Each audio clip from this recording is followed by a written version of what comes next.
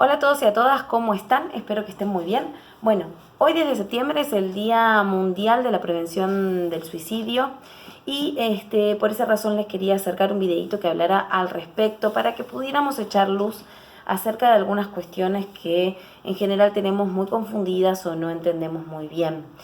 Bien, el suicidio en general es un tema tabú y bastante incomprendido. Muchas veces no se habla lo suficiente y por eso no lo entendemos. Entonces, en esta ocasión quisiera darles algunas herramientas para que ustedes pudieran acercarse a este tema de una manera más segura y que en todo caso puedan ustedes también ser agentes de prevención. Y si ustedes están pasando por una situación de tristeza absoluta y lo están considerando, quiero decirles que tiene que ver con un estado que ustedes están transitando, pero no necesariamente es la única forma de salir del sufrimiento. Porque en definitiva, cuando las personas piensan en el suicidio, en general piensan que no hay forma de salir del sufrimiento, ¿sí? Para que haya una ideación suicida, en la mayor parte de los casos, tiene que haber una sensación de desesperanza absoluta, de desconexión con los otros y de desconexión con el sentido vital, con la vida, ¿sí? Se pierde la conexión con la vida y con los otros. Y cuando no hay nada a lo que mantenerse conectado, la sensación de salida parece ser que es la única opción, ¿sí? Entonces, si nosotros queremos ayudar a prevenir esta conducta, lo que tenemos que hacer es tener en consideración esto, que la persona que está pensando en suicidarse, en general está pensando en terminar con su sufrimiento y no necesariamente en terminar con su vida, ¿sí? En la mayor parte de los casos podemos hablar de depresión cuando hablamos de suicidio. Para que una persona llegue a un estado de desesperación en donde el suicidio se empieza a contemplar, tiene que haber transitado un deterioro paulatino de su vida psíquica, de su vida anímica, de su conexión con otros y con la vida. Por lo cual es una idea que en general va pasando por diferentes etapas y se va gestando. Lo primero que aparece es la sensación de tristeza profunda, de desesperanza, de aislamiento, de retraimiento, de pesimismo, de sentir que nada funciona, de frustraciones repetidas, de incomprensiones repetidas.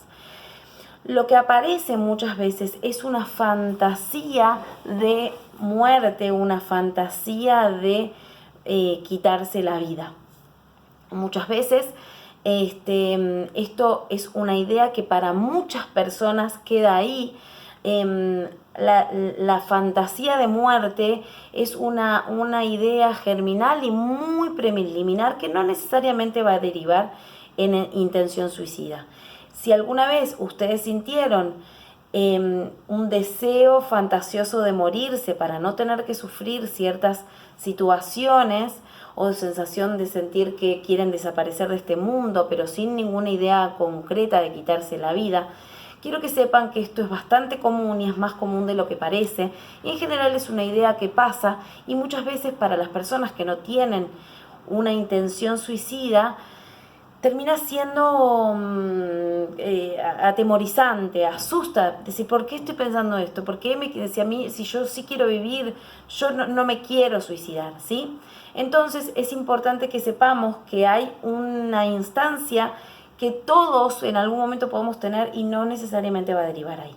Pero sí es para prestar atención porque es el primer paso de una sensación de no me gusta lo que estoy viviendo y quiero escaparle al dolor. Eso en general, eso es una señal de que tenemos que buscar ayuda. Un psicólogo, un psiquiatra, instituciones adecuadas, como ustedes saben que la red Sanar brinda apoyo y hay un montón de instituciones que brindan apoyo para salir de este estado depresivo, ¿sí?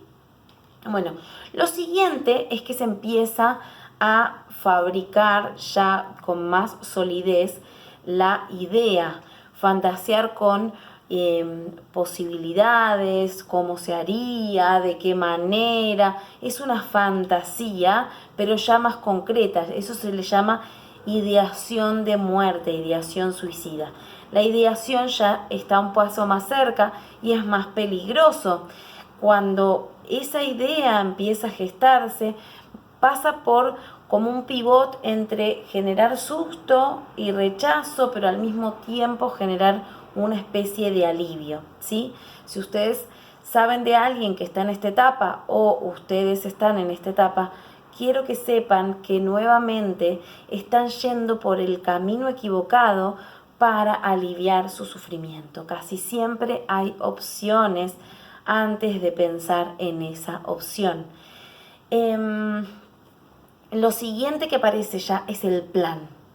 Y el plan es algo mucho más concreto y mucho más peligroso. Puede ser comprarse un arma, comprarse la soga, comprarse las pastillas o reservarlas. El plan ya tiene que ver con una idea de cómo lo voy a hacer. Ya generalmente está decidido cómo va a ser y casi que cuándo. En el plan muchas veces aparecen ya las cartas de despedidas, regalos de cosas que uno se quiere desprender antes de irse. Y en ese plan empieza a aparecer como ese coqueteo más intenso y una casi calma antes de la tormenta. Empieza a haber como un alivio de salir de ese sufrimiento, ¿sí? Ese plan muchas veces lo podemos ver porque la persona habla a veces del tema, ¿sí? Es mentira que la persona que dice que sería mejor estar muerta o que se va a suicidar, es mentira que la persona que lo dice no lo va a hacer. Muchas veces es un pedido encubierto de ayuda y hay que aprender a hablar de eso y no dejarlo como tabú, ¿sí? No necesariamente hablar del suicidio le va a favorecer el deseo de hacerlo. Muchas veces ponerlo en palabras, si se hace de manera adecuada, en general lo que ayuda es a ir para atrás sobre la idea, ¿sí?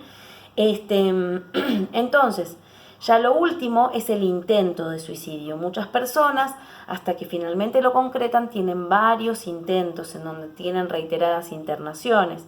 Muchas veces es cortarse o tomarse frascos de pastillas o abrir la llave de gas o determinadas cuestiones, ¿sí?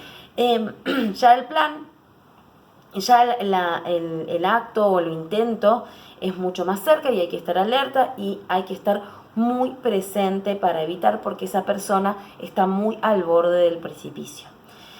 Finalmente es la concreción del acto suicida y ahí ya es tarde.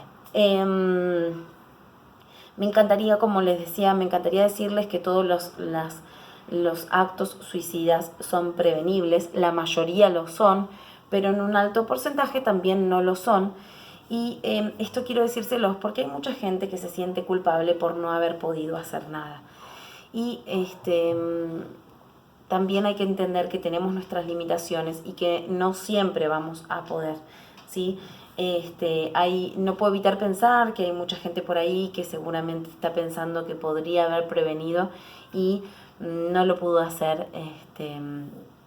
Y quiero que sepan que lamentablemente hay un porcentaje de gente que no logra conectarse con la vida y con los otros. Sí, es doloroso y suena difícil y es difícil decirlo, pero también me siento en la obligación de decirlo por estas personas que no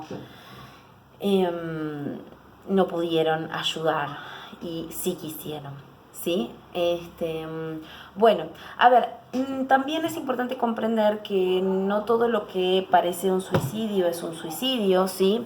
Hay un grupo de trastornos que tienen lo que se llaman conductas autolesivas. Las conductas autolesivas tienen que ver con, por ejemplo, cortarse las muñecas o las piernas, o a veces golpearse, o causarse dolor físico para evitar el dolor emocional.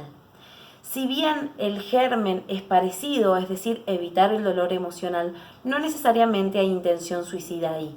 Lo que sí hay es intento de salir del dolor, pero eso es una señal de desesperación. Esas personas están un poco más cerca del suicidio, lo que no quiere decir es que esa sea una conducta suicida. Lo digo porque muchas veces las personas que tienen familiares que caen en este tipo de conductas autolesivas de cortarse, se asustan muchísimo porque piensan que son intentos de suicidio y no necesariamente. Lo que son intentos de anestesiar el dolor emocional. Y lo que hay que buscar es la manera de que esa persona construya herramientas para lidiar con su dolor emocional de maneras más saludables. Y en definitiva, eso está relacionado también con la prevención del suicidio, ¿sí? Bien, ¿en qué otras ocasiones tenemos que tener en cuenta la posibilidad del suicidio? Bueno, una muy importante de tener en cuenta es la bipolaridad en estado maníaco, hipomaníaco o mixto. Es decir, la bipolaridad puede alternar por periodos de depresión muy profunda y periodos de agitación y a veces estados mixtos o de ciclados rápidos. Contrariamente a lo que podemos suponer, la depresión profunda no es el estado más peligroso en la bipolaridad, sino el estado de euforia, de agitación, porque el nivel de impulsividad es mayor. Y aquí muchas veces no existe este recorrido que yo les conté, sino que muchas veces es un acto impulsivo de desesperación, en donde la persona no lo venía planeando, pero en un acto de desesperación comete esta acción, ¿sí? En ese sentido, si ustedes conocen a alguien que está pasando por un proceso de agitación, sobre todo en este periodo de la primavera, que es el más peligroso, si ustedes conocen a alguien que está pasando por este momento, por favor, estén atentos. Si hay profesionales, hablen con los profesionales, y si no, busquen profesionales expertos que estén atentos. Hay medicaciones que ayudan mucho a la prevención del suicidio y los tratamientos psicológicos y de apoyo ayudan muchísimo a que la persona comprenda sus síntomas y pueda lograr tener un mejor manejo de ellos para no terminar teniendo este tipo de conductas, ¿sí? Muchas veces, hablando de la impulsividad, hay algunos tipos de trastornos que con altos niveles de impulsividad terminan teniendo conductas suicidas no planeadas, como es el caso de determinados trastornos como el trastorno límite de la personalidad o trastornos por estrés postraumático, o trastornos de abuso de sustancias, trastorno en el control de los impulsos. Muchas veces el estado de desesperación lo que hace es que la persona llegue a una instancia de atentar con su vida sin siquiera haberlo planeado, ¿sí? Entonces, para cuando vemos estados de alto nivel de impulsividad y de desborde o de desconexión con la propia vida, como es en el caso de la adicción o de los abusos de sustancias, que muchas veces están relacionados con trastornos de estrés postraumático. Cuando vemos esto hay que favorecer la ayuda y la búsqueda del tratamiento, ¿sí? Es importante que las personas entiendan que están en riesgo y que busquen la ayuda acorde. Poner en palabras el problema ayuda muchísimo.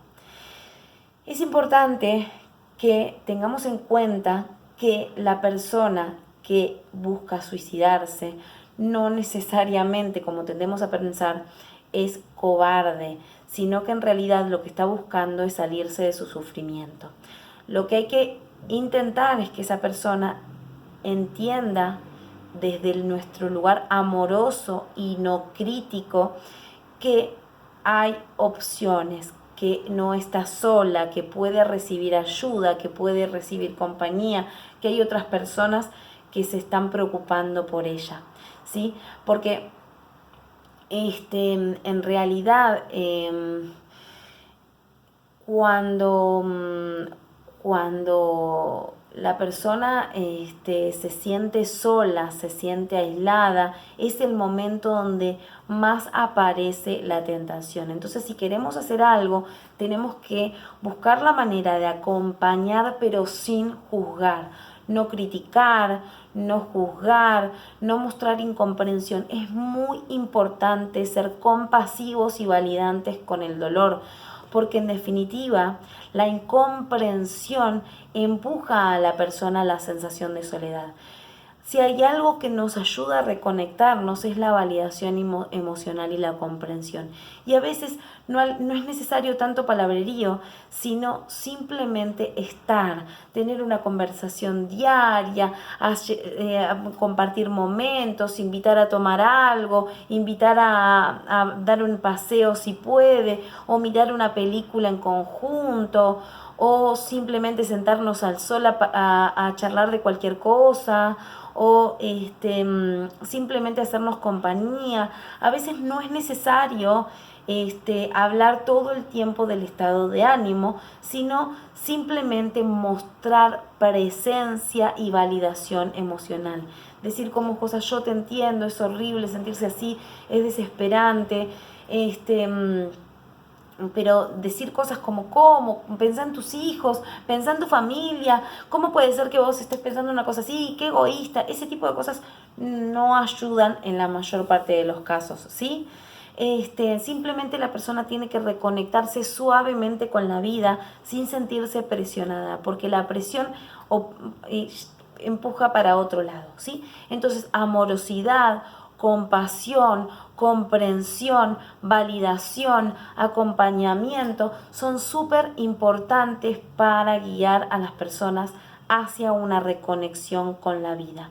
A veces hay enojos validantes, como puede ser, la verdad me duele, me enoja, te pido por favor, pero tiene que ser de una manera muy validante, muy desde mostrar amor y respeto por el otro y por su sufrimiento ante todo, porque esa persona tiene que sentir que su sufrimiento y su dolor es tenido en cuenta, ¿sí? Pero lo más importante es buscar ayudas de profesionales, que haya profesionales idóneos que sepan qué hacer, no menospreciar ni minimizar el deseo de desconexión. Es decir, cuando las personas dicen, bueno, a nadie le importa, o yo me quisiera morir, no menospreciar, no decir, bueno, es algo que se dice, ¿sí? En general hay que mostrar alerta inmediatamente frente a eso, ¿sí? Muchas veces las personas también dicen, no, bueno, yo no es que me quiero matar, simplemente no puedo evitar sentirlo.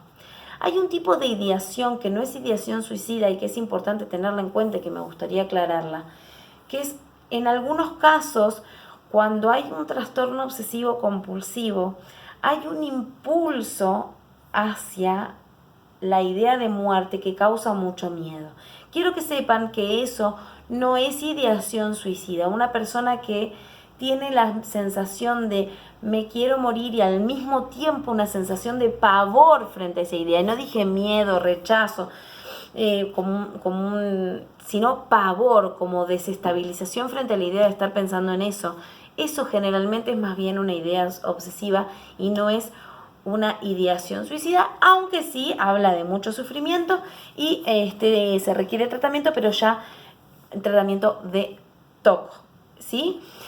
Bien, ¿qué más?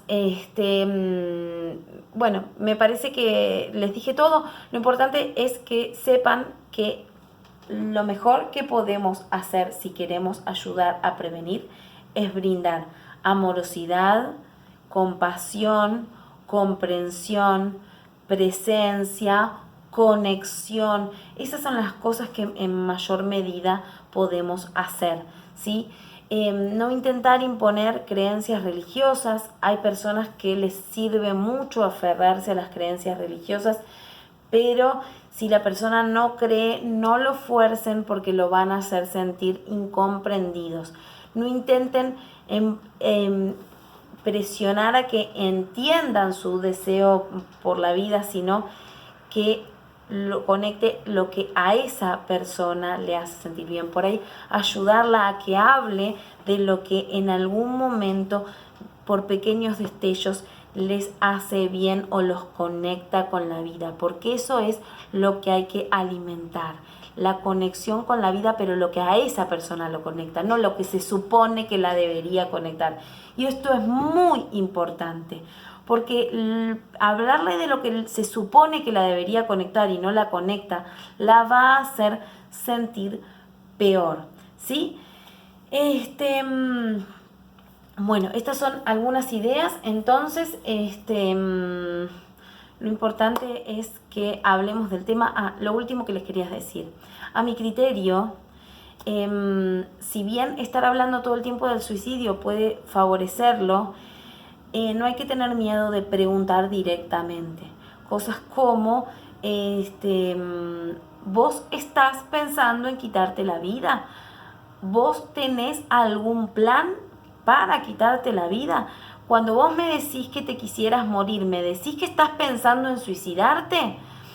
No hay, a mi criterio no hay que hablar con eufemismos. Bueno, no es solo a mi criterio, hay estudios que dicen que esto funciona y que ayuda a prevenir el suicidio, ¿no? Lo que pasa es que, bueno, hay diferentes teorías, pero en principio yo apoyo esta idea, estos estudios que dicen que lo mejor es preguntar directamente sin eufemismos, porque a veces las personas no entienden y es muy importante que las animemos a hablar de ello.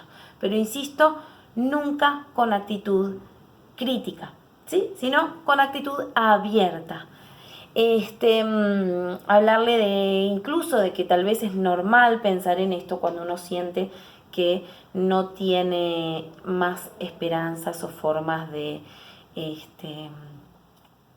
ver la salida, ¿sí? Bueno, espero que les haya servido, que les haya ayudado a echar un poco de luz. Para los que sepan, hay una charla que se va a dictar hoy mismo de la red Sanar junto con Eucades, que es el teléfono de prevención y de ayuda al suicida. Así que pueden verla en vivo hoy. En mi Instagram está y en mi estado está la publicación de la invitación, pero si no pueden entrar a Red Sanar OK, que en ese Facebook va a estar, o en Red Sanar Oficial en YouTube. Así que bueno, ojalá si les interesa el tema se puedan acercar, porque todos podemos hacer algo entendiendo del tema. Les mando un beso muy muy grande y espero que estén muy bien.